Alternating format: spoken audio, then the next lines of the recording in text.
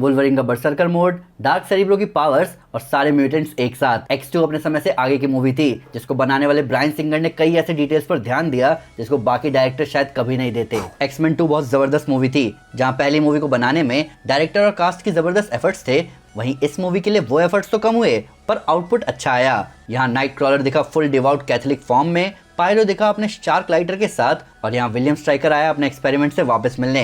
कुछ iconic moments है इस मूवी में, जहाँ मेरा फेवरेट है मैंशन अटैक सीन। यहाँ इस मूवी में लेडी डेथस्ट्राइक भी है जिसको ज्यादा डायलॉग्स दिए नहीं गए, पर ओवरऑल एक जबरदस्त विलन के साथ ये एक सॉलिड एक्समेन मूवी है। तो दोस्तों आपका स्वागत है road to Deadpool and Wolverine के एपिसोड 2 में, जहाँ आज हम बात करने जा रहे हैं 2003 में आई X2 के बारे में। तो स्पॉयलर्स का ध्यान रखते हुए चलिए शुरू करते हैं। X-Men 2 फैंस के सामने आई 1 मई 2003 को। इस फिल्म को बनाने में फॉक्स को लगे $110 मिलियन और इस फिल्म ने वर्ल्ड वाइड कमाई करी $407 मिलियन की। इसकी IMDb रेटिंग है 7.4 आउट ऑफ 10। ये सर्टिफाइड फ्रेश है 85% के रोटन टोमेटो स्कोर्स के साथ। जब एक anti mutant colonel William Stryker professor X को किडनैप कर लेता है और उनके स्कूल पर अटैक कर देता है, तब एक्समैन को अपने दुश्मन मैग्नीटो के साथ होना होगा उसे रोकने के लिए, नहीं तो वो सभी म्यूटेंट्स को खत्म कर देगा।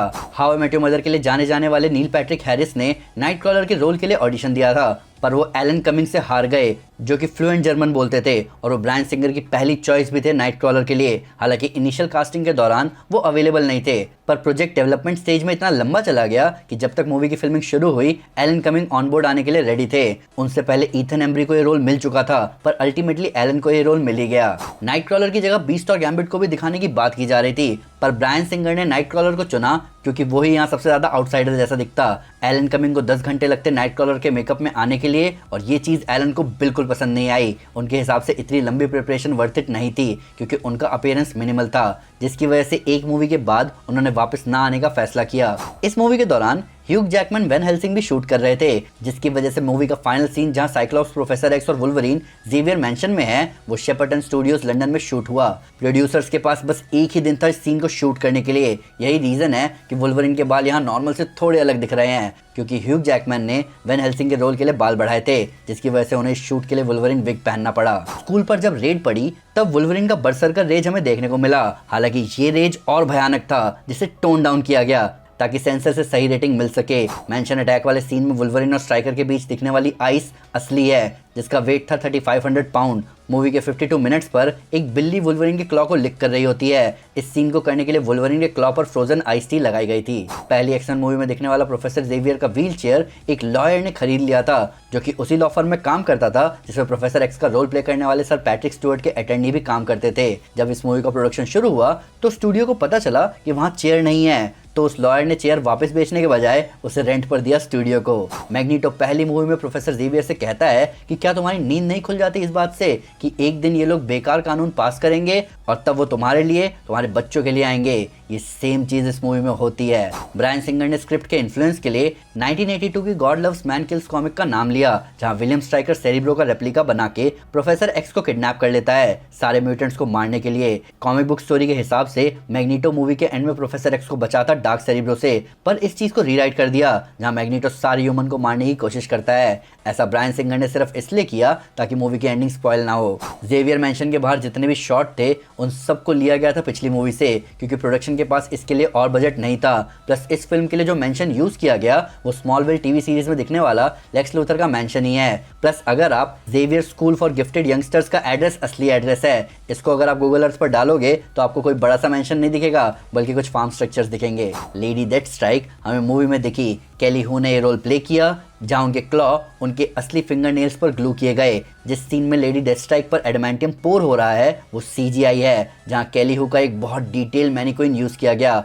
हालांकि एक अच्छे खासे रोल के बावजूद भी केली हू का पूरी मूवी में बस एक ही डायलॉग है। मैग्नीटो के हेलमेट को बहुत सटली रीडिजाइन किया गया, क्योंकि मैग्नीटो का रोल प्ले करने वाले सर इयन मैकेलन के हिसाब से एक्समैन 1 में दिखने वाला उनका हेलमेट बहुत अनकंफर्टेबल था। वहीं दूसरी तरफ मैग्नीटो के प्रिजन सेल के लिए क्रू को बहुत स्पेसिफिक हिदायत दी गई थी कि सिर्फ यहाँ ग्लास और प्लास्टिक ही यूज किया जाना चाहिए। क्रू कुछ भी यूज कर सकते थे, पर डायरेक्टर की कमिटमेंट इस चीज को लेकर बहुत स्ट्रांग थी। इवन मैग्नीटो के पैर में आपको व्हाइट क्रॉक्स दिखेंगे।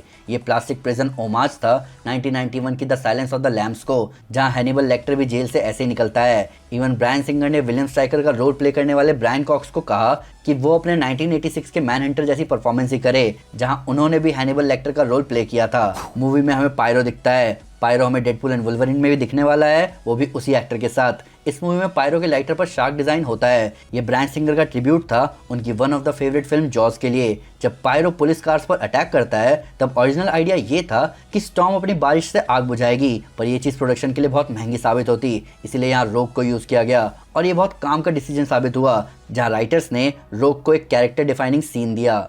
मूवी के 8वें मिनट पर जब जीन साइंस म्यूजियम में लोगों के थॉट्स सुन रही थी तब उनमें से एक कहता है टू द शेल्टर। ये लाइन सीक्रेट सर्विस के एजेंट्स बोलते हैं नाइट क्रॉलर के अटैक के दौरान। ये सीन बताता है कि जीन की साइकिक एबिलिटीज बढ़ रही थी। दूसरी लाइनों में जीन वुल्वरिन को नो बोलते हुए सुनती है, जो कि वुल्वरिन तब बोलता है जब आइसमैन उसे और स्ट्राइकर को सेपरेट कर देता है। यहीं जीन को रोक का they are gonna kill him dialogue भी सुनाई देता है, जो रोक पायरो और आइसमैन को बोलती है।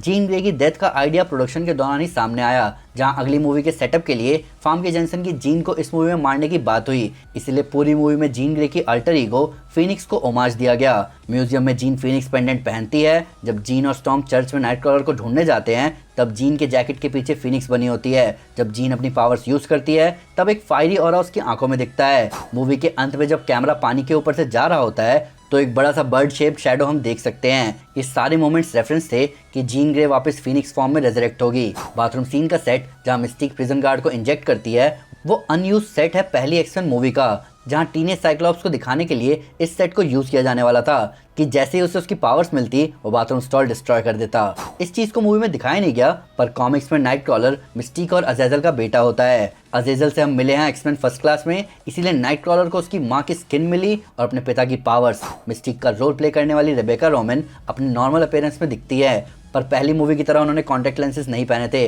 बल्कि उनकी आंखों को डिजिटली रेंडर किया गया था। उनके मेकअप के लिए भी जहां पिछली मूवी में 7 घंटे लगे थे वहां इस मूवी के लिए सिर्फ 5 घंटे लगे।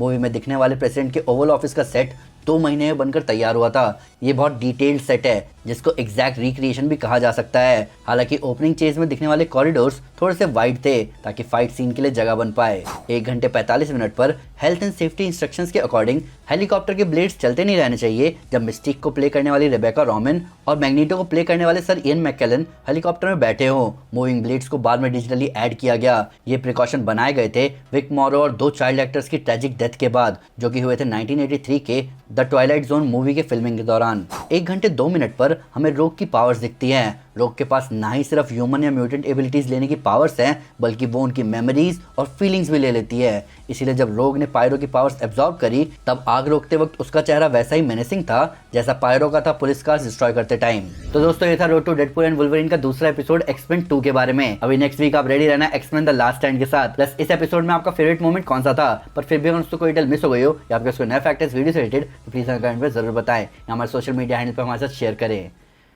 हम हर जगह हैं।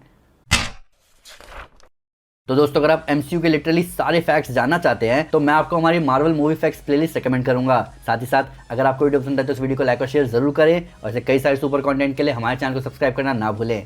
Thank you guys, this is Aman Sinha and you are super super. Piece.